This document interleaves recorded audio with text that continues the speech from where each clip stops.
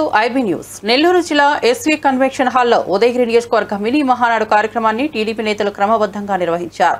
ఈ కార్యక్రమంలో ఎమ్మెల్యే కాకల సురేష్ కీలకంగా పాల్గొన్నారు. ఆయన మాట్లాడుతూ నెల 27, 28, 29 తేదీల్లో జరగనున్న మహానాడు సభలకు కార్యకర్తలు, మహిళలు భారీగా హాజరు కావాలని పిలుపునిచ్చారు. వింజమూరులో జరిగిన మినీ మహానాడులో వైసీపీకి చెందిన ఎంపీటీసీ ఆనంగి రమణయ్య, సర్పంచ్ నల్లగొండ్ల సృజన, గాజుల షఫ్రుద్దీన్ టీడీపీ తీర్థం పుచ్చుకున్నారు. చంద్రబాబు నాయకత్వంలో అభివృద్ధి కొనసాగుతుందని, నియోజకవర్గాన్ని అన్ని రంగాల్లో అభివృద్ధి పరిచేందుకు తాను కృషి చేస్తున్నట్లు తెలిపారు.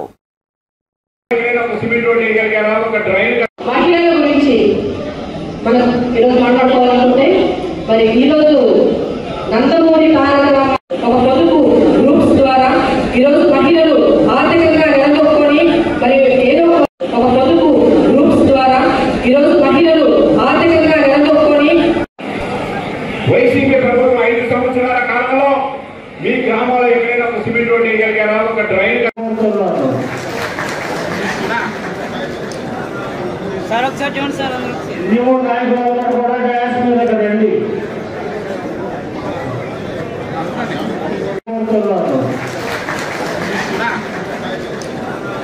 సార్ ఒకసారి చూడండి సార్.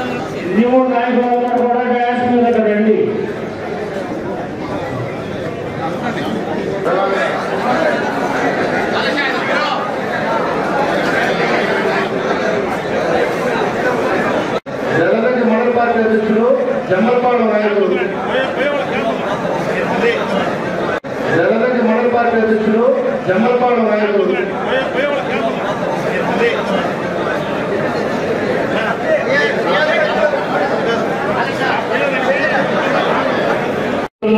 వ్యవసాయ అనుబంధ రంగాలపై రైతు కార్యనిర్వాహక పొదుల వెంకటరామారావు గారు మొట్టమొదటి 5 లక్షల పెద్ద భారీ బహిరంగం జరుగుతుంది. దానికి ప్రతి నియోజకవర్గం కూడా 10,000 మంది కార్యకర్తలు మన పార్టీ నాయకులు రావాలని చెప్పి పార్టీ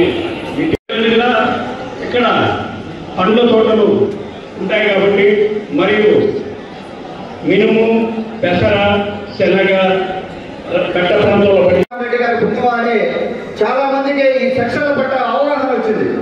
ఈ రోజున ఏదైనా ఎక్కడ గొడవ జరిగినా కూడా మాట్లాడితే 307 పెట్టాల్సిన కేసు అంటారు. అంటే ఆ రకంగా అవగాహన వచ్చింది.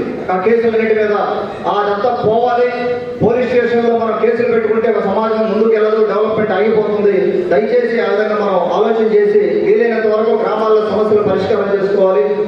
ఇంకొకటి, రెవెన్యూ సమస్యలు చాలా వస్తున్నాయి నా దగ్గరికి.